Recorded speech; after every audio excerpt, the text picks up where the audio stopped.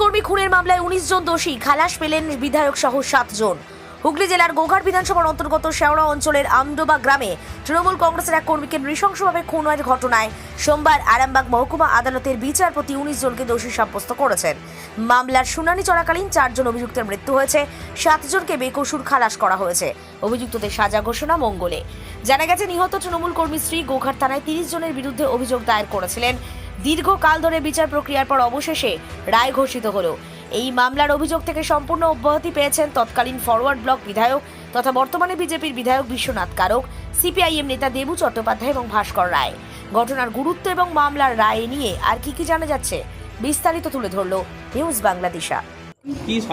কি অভিযোগ ছিল বা এখন কি অবস্থায় আছে মামলাটা বলছি আপনারা নিশ্চয়ই শুনে থাকবেন যে এটা একটা 2011 সালের ঘটনা, 9/12/2011।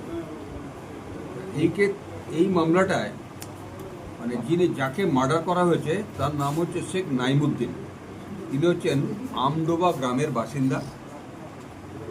2011 সালের 9/12 তারিখে এই ভদ্রলোক অর্থাৎ শেখ নাইমুদ্দিন তিনি এবং তার অন্যান্য সহকর্মীরা, যারা প্রত্যেকেই তৃণমূলের খুবই একনিষ্ঠ কর্মী ছিলেন, তারা ওখানে একটা স্কুল ছিল, সে স্কুলটার নাম হচ্ছে শেওড়া ইউনিয়ন হাই স্কুল, গোঘাট থানার আন্ডার।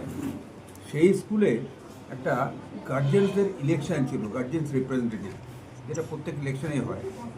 তখন এই ভদ্রলোক, যার কারণ নামগুলি বললাম নাইমুদ্দিন, তিনি এবং তার সহকর্মীরা ওই স্কুলটার ঠিক সামনে মানে স্কুল কম্পাউন্ডের ঠিক বাইরেই বসে ওই ইলেকশনের নমিনেশন প্রসেসগুলো তৈরি করছিল। তখন পরিকল্পিতভাবে ওই ভদ্রলোককে এই আসামিরা, যাদের প্রসঙ্গে আমি পরে আসছি, তারা এসে তাকে ঘিরে ধরে পরিকল্পনা করে তাকে খুব নৃশংসভাবে হত্যা করেছিল। এবং এই ভদ্রলোক বাড়ি থেকে বেরিয়েছিলেন তার আরেক সহকর্মী তথা বন্ধু কাজল বলে ভদ্রলোকের নাম, তার সঙ্গে। কাজলের কাছ থেকে এই ভদ্রলোকের স্ত্রী অর্থাৎ নাইমুদ্দিনের স্ত্রী খবর পায় যে কাজলের এরকম রক্তাক্ত অবস্থায় পড়ে রয়েছে। সঙ্গে সঙ্গে সে ছুটে চলে আসে অন্যান্য আত্মীয় স্বজনদের নিয়ে। তারপরে পুলিশে খবর যায়, পুলিশে খবর এফআইআর করা হয়। এফআইআর করার পরে পুলিশ, গোঘাট থানার পুলিশ এই কেসটা স্টার্ট করে 9/11/2021 তারিখে। এবং ওই এফআইআরের মধ্যে 27 জনের নাম উনি কাজলের কাছ থেকে শুনে জানতে পেরেছিলেন কে সেই ব্যক্তিরা তার স্বামীকে মারধর করেছে। সেই 27 জনের নামে তিনি অভিযোগ দাখিল করেছিলেন। কিভাবে খুন হয়েছিল? এটা আমি পরে আসছি। সবার হাতেই বিভিন্ন আগ্নেয়াস্ত্র ছিল এবং নানা রকম আগ্নেয়াস্ত্র নিয়ে তারা এসে তাদের খুন করেছিল। এবং তার মধ্যে তাদের ওই প্ররোচনা এবং তাদের ওই কমন অবজেক্ট আমরা যেটা বলি, তারা ওরকম বেআইনিভাবে জমায়েত হয়েছিল। তাদের কমন অবজেক্ট ছিল যে এই ছেলেটি যে ওই তৃণমূল কংগ্রেস পার্টিটাকে খুব মন দিয়ে করছিল এবং সেই বুঝতে পারছেন 2011 সালে যখন লেফট ফ্রন্ট গভর্নমেন্টের একদম চলে গেছে, তখন যখন ওই তৃণমূলের সংগঠনটা কত সুন্দরভাবে করতে মজবুত করছিল, সেই জন্য তারপরে যথারীতি রাখছিল।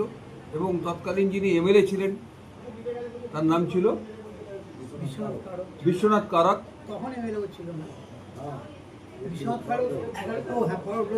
হ্যাঁ, উনি ফরওয়ার্ড ব্লকের এমএলএ ছিলেন, উনিও এই কেসের আসামি ছিলেন। তা যাই হোক, এখানটায় এই ছেলেটিকে অর্থাৎ ওই যার কথা বললাম নাইমুদ্দিনকে গুলি করে মারা হয়েছিল। এবং গুলিটা কিন্তু আমাদের সাক্ষী এসে গেছে যে বলদেব পাল বলে তিনি গুলিটা করেছিলেন এবং তাতেই তার মৃত্যুটা হয়। এছাড়াও অন্যান্য যে সেদিনকে একটা হাটবার ছিল, অন্যান্য যারা আসামিরা ছিল তাদের হাতেও বিভিন্ন অস্ত্রশস্ত্র ছিল, তারাও বিভিন্ন ফায়ার করেছিল যাতে কেউ সেদিকে ভিড়তে না পারে। এরকম একটা মর্মান্তিকভাবে একটা লোককে মার্ডার করা হয়েছিল। এবং এই এফআইআরটা করার পরে খুব দ্রুততার সঙ্গে পুলিশ চার্জশিট দেয় এবং চার্জশিট যখন দেয় তখন 30 জনের বিরুদ্ধে চার্জশিট দেয়। তার পরবর্তীকালে মামলা চলাকালীন মারাও যায় আসামি, কিন্তু বর্তমানে মামলাটা চলছিল 26 জনের বিরুদ্ধে। সেই 26 জনকে আজকে 26 জনের মধ্যে 19 জনকে কোর্ট আজকে দোষী সাব্যস্ত করেছে আর বাকি 7 জনকে তাদের মুক্তি দিয়েছে। এত ডিলে হলো কেন? এটা একটা প্রশ্ন করেছেন। 2011 সালের মামলা, এত দেরি হলো কেন? চার্জশিটও হয়ে গেল খুব তাড়াতাড়ি। দেখুন, এই মামলাটা প্রথমে আমি করছিলাম না, অন্য একজন মামলাটা করছিল। অস্বীকার করে উপায় নেই, আমার অনেকটা সময় গেছে। পরবর্তীকালে সরকার আমাকে এই মামলাটা করবার জন্য স্পেশাল অ্যাপয়েন্টমেন্ট দেয় এবং আমি এই মামলায় অ্যাপয়েন্টমেন্ট পাওয়ার পরে খুব দ্রুততার সঙ্গে এই মামলাটা করেছি এবং খুব তাড়াতাড়ি আমার অ্যাপয়েন্টমেন্টের পরে মামলাটা খুব তাড়াতাড়ি বিশ্বাস করতে পেরেছি। এখন কোন পরিস্থিতিতে দাঁড়িয়েছে, কি সাজা ঘোষণা? এখন যে এই মামলায় যেটা দোষী সাব্যস্ত করেছে, খুনের যেটা 302 এবং 149, অর্থাৎ কোনো বিশেষ ব্যক্তিকে খুন করার উদ্দেশ্য নিয়ে যদি বেআইনি কেউ জমায়েত হয়, সেটা হচ্ছে 149, এবং 149-এ যদি একজনও খুন করে 149 থাকলে পরে সেই খুনেরও যে সাজা প্রত্যেকটি ব্যক্তির সে একই সাজা পায়। এবং এক্ষেত্রে দেখা যাচ্ছে যেহেতু 302 এবং 149 এই দুটো সেকশনে তাদের দোষী সাব্যস্ত করা হয়েছে, সুতরাং এখানে তো তাদের মিনিমাম পানিশমেন্টটা হচ্ছে আপনার যাবজ্জীবন। আর যদি আমার সল জবাবের পরে কালকে যখন ডেট রাখা হচ্ছে তখন কি সাজা হবে তার উপরে আমি সল জবাব করবার জন্য সুযোগ পাবো, সেক্ষেত্রে নিশ্চয়ই আমি সর্বোচ্চ সাজার জন্যই আমি সল জবাব করব। আরামবাগ মতিলাল টেলিশপ ও স্যামসাং সার্ভিস সেন্টার, অনলাইন বা যে কোনো দোকানের থেকে সস্তা। আপনাদের সকলের প্রিয় মতিলাল মোবাইল, তাই আজই আসুন। পুরানো মোবাইল সারানোর চেয়ে বেশি দামে এক্সচেঞ্জ, 0% ইন্টারেস্টে, 0 ডাউন পেমেন্ট, 0 কস্টে মোবাইল ফাইন্যান্সের সুবিধা।